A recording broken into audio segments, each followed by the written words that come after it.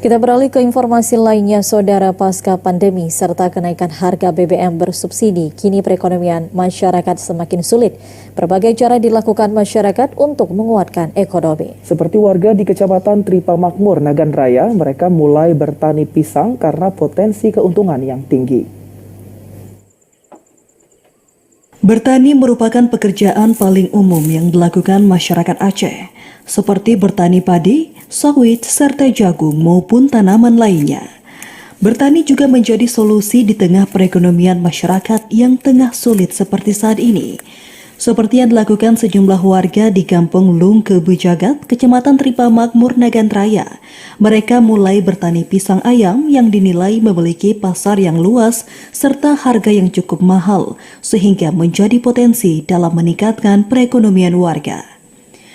Berbeda dengan tanaman sawit yang harganya kian tak menentu, bertani pisang menjanjikan keuntungan yang cukup besar dalam per hektarnya. Per minggu petani bisa memanen hingga 1.000 sisir pisang yang dijual dengan harga Rp5.000 hingga Rp6.000 per sisirnya.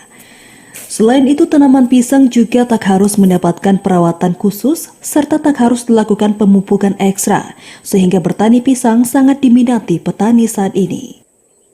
Karena kami bertani pisang itu lebih potensi. Yang pertama, di segi harga sekarang pasarnya lebih mudah dibandingkan bercocok tanam dengan yang lain. Misalnya kami bercocok tanam istilahnya sawit. Itu harus kami menunggu dalam jangka 3 tahun atau 4 tahun. Tapi dengan pisang kami dalam untuk memilih ini kan lebih mudah dalam jangka setahun.